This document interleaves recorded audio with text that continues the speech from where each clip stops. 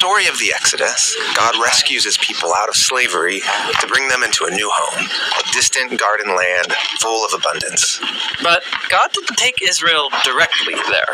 Instead, God leads Israel the long way through a harsh, dry wilderness. But why? What's the reason for taking them through the desert?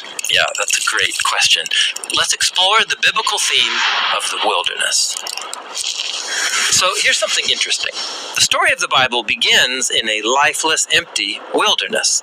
But then, God's life causes a spring of water to flow up out of the dry ground. From that fountain, God plants a garden full of God's own life. And then, outside the garden, God forms the human from the dust of the wilderness. And God places humanity in the garden. Right, so they can be connected to God's life. However, to stay close to God's life, humans need to learn how to succeed in the garden, which we're told means listening to God's voice. But there's another voice in the garden. Yes, the voice of a deceiver, saying, God cannot be trusted. In fact, God is holding out on you. You could have life on your own terms. And the humans listen to that voice. And as a result, they end up out in the wilderness. So the wilderness represents the tragedy of being disconnected from God's life. Right. Now, throughout the Bible, different characters end up in the wilderness for different reasons. Sometimes it's a result of their own decisions. Like when Moses murders an Egyptian, and then he has to flee into the wilderness. But the wilderness can also be the result of other people's bad decisions. Like Hagar. She's abused, and so escapes into the wilderness. But in both stories, God comes to meet them in the wilderness and provide for their needs. God meets Hagar at a well and promises a blessing for her family that will last through generations. And God meets Moses in the wilderness and prepares him to lead his people out of slavery. Okay, so we're back to our first question. When Moses leads Israel out of slavery, why take them through the wilderness instead of straight to the land of promise? Well, Israel had not yet learned to trust God with their very lives. And so God led them into the wilderness for a time of preparation. Preparation? Well, the wilderness is really harsh, but God went alongside them, providing what they needed, just enough for each day. Why so little? Well, God was teaching them to trust that He would show up for them every day.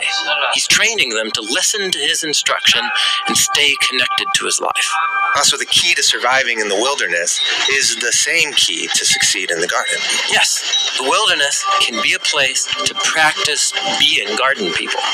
Okay, but the intensity of the wilderness was too much for Israel. Most of them didn't listen to God. Some even wanted to go back into slavery. And they were left behind in the wilderness. So it was the younger generation, those who were raised in and formed by the wilderness. They had become ready to enter into the garden land. And when they first entered the land, their trust in God was strong. But it didn't last. Soon the Israelites began to imagine that the goodness of the land came from their own wisdom and strength, or as a gift from other gods. They forgot the God who provided everything. And this led to idolatry and violent injustice, and ultimately, they're exiled back into the wilderness. So the biblical story is pretty pessimistic. Humans fail in the garden, but we also fail in the wilderness. But God stays committed to His purpose, to bring humanity into the garden. And so God meets us in the wilderness again, but this time in a new way. Early in the life of Jesus, He spends 40 days fasting in the wilderness, and there He replays the wanderings of His people. He was tempted by the deceiver to stop trusting God and to seize life and power on His own terms. But where Israel and all humanity failed, Jesus succeeded by trusting His Father and listening to God's voice alone.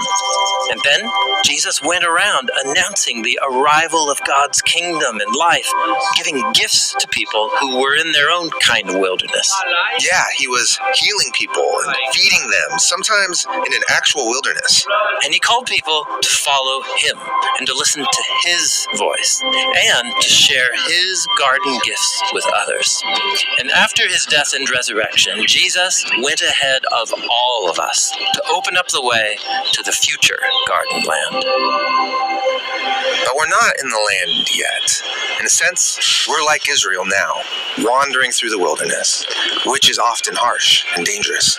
But Jesus promises to be with us, not necessarily giving us what we want, but what we need. And as he gets us ready to inherit the garden land that God has in store, he invites us to trust and to listen and follow and to practice being garden people in the wilderness.